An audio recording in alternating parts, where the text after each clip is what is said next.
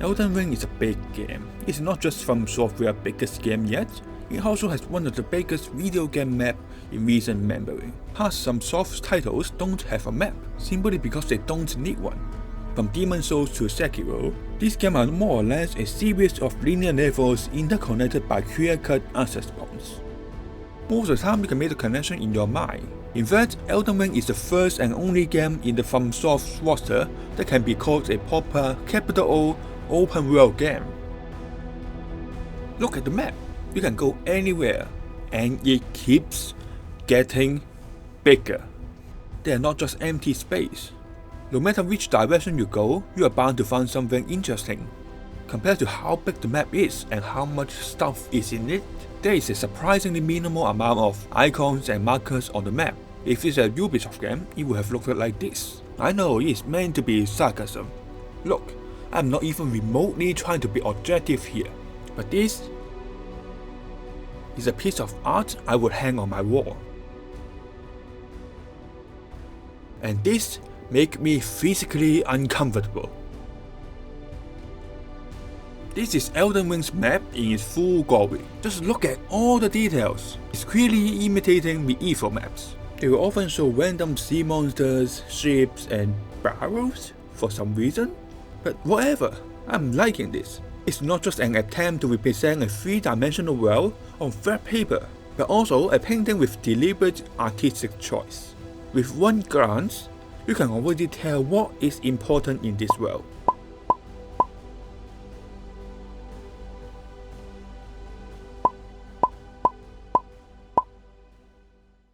I don't quite get why no one is talking about this. Probably because no one uses map anymore. They use GPS, you dummy. Okay, I get it, but hear me out. If the purpose of your map is just to prompt player from enemy encounter A to treasure chest B, it might as well just be a linear game. Maps invite adventure. Map is a means for player to explore the game's world. Map matters.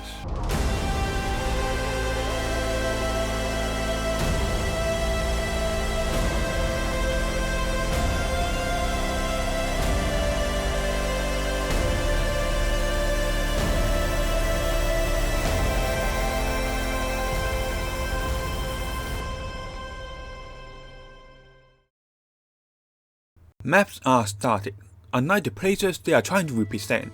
Once a map is created, there's no reckoning it. Of course, you can always go back and make adjustments, but if you ask me, there's not the same map anymore. A friend and I once went hiking with a very old map. Things went smoothly at first, until we reached a path that goes down the mountain.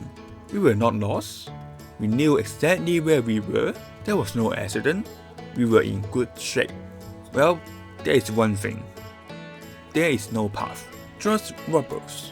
The whole way down, nothing but rubbles. With no other way to go, well, nothing close anyway, we decided to tread the rubbles. Let's just say it's a bad idea. We were stumbling all over the place, getting scratches here and there. We made it down in one piece, but it wasn't very pleasant.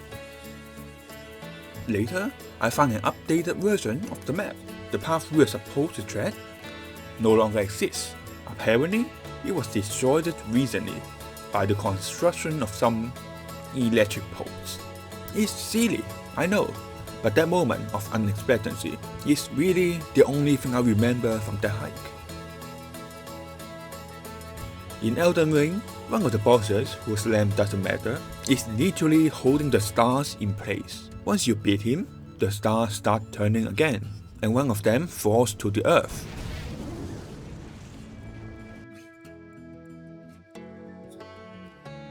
Although at the time I don't know what happened, later on, when I'm exploring a place called Mist Woods, I came across an opening. Well, it's more like a crater. Smashed by the falling star, Mist Wood now have a giant hole in the middle of it. Permanently. Our map doesn't reflect that change though. Why would it? The map fragments you find on your journey is necessarily created by artists from the past. Of course, it's not going to reflect what happened after its creation.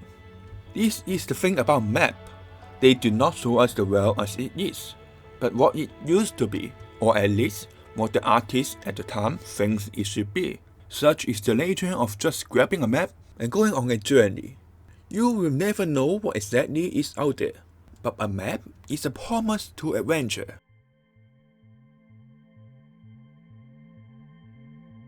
When you look at a modern map, you're looking at a satellite view, as if you are on top of everything. This top-down perspective is very much detached from what we see every day.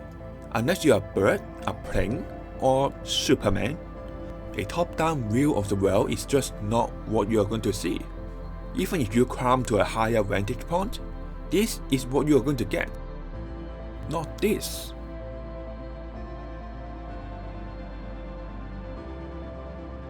This is what many maps looks like in medieval times, even though they are undoubtedly beautiful.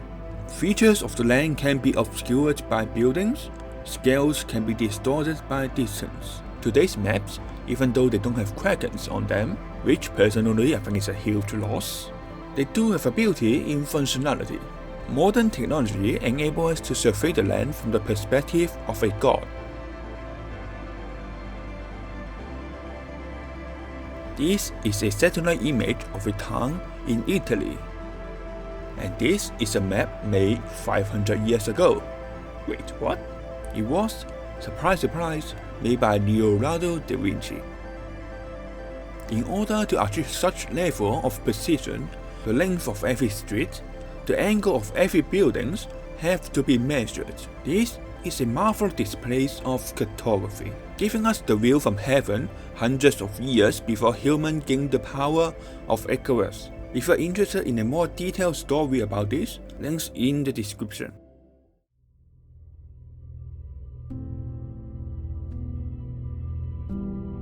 Cartography is the art and science of map making, and I am not a map maker, but I do use a fair share of maps in my days.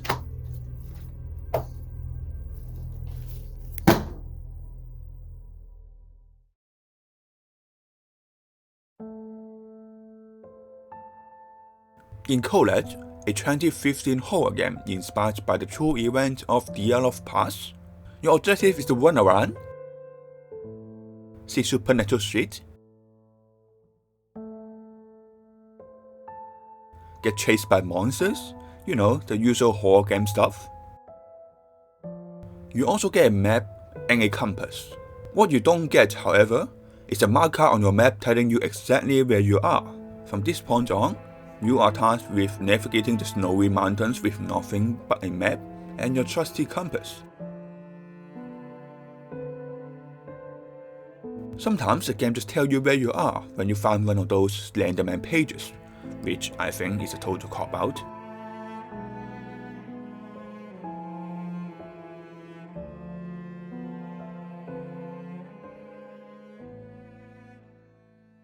In 400 meters, turn right. In 300 meters, If turn right. Far Cry 6 is akin to right. GPS that would meters, not turn shut right up, now, turn right now, turn right now, right now, right now. Colette is more like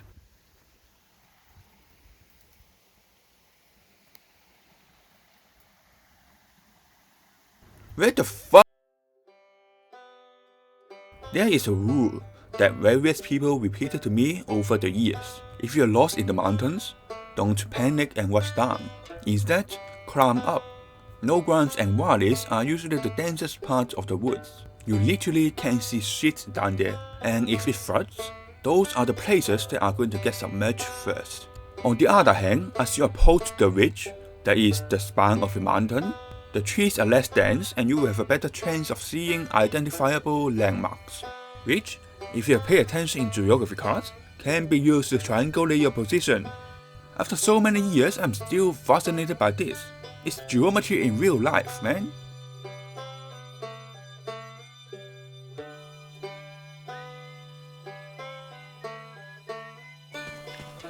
You know, towers in games actually serve a similar purpose. You find a tower, climb it, pull out your binoculars, survey the lens, and plan your legs. Wait, no, it's a Ubisoft game. You press a button and they put more icons on your map.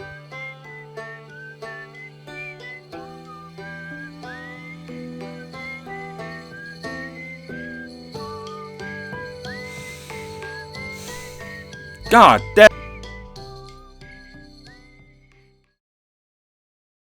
Granted, not every game has to be Colette or Firewatch. But when the purpose of your map is only to beeline players to the next bandit camp, maybe the world is just not very interesting and fun to navigate in the first place. It might as well be a very lengthy loading screen. I spent a lot of my youth in mountains, mainly because it's right there. I can literally go on a little adventure after school and make it back for dinner. Later in life I learned how to properly navigate, and often I will go on my own little journey just because I wanted to see what is out there. Maybe it's just me, but when the world is this beautiful, I don't really need this. Another settlement has sent word that they need our help. Or this. Turn right in 200 meters, turn right in 100 meters. Just give me a map, a promise that something, anything is out there, and I will go.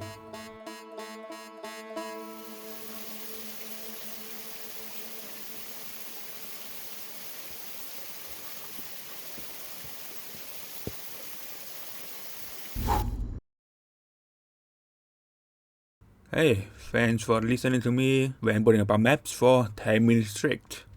This video is released at the same time with another one that talks about fake kung fu, so if you're interested, go check that out. I don't know when the next one will be out, but if you feel like sticking around, do subscribe. I will really appreciate it. Good night.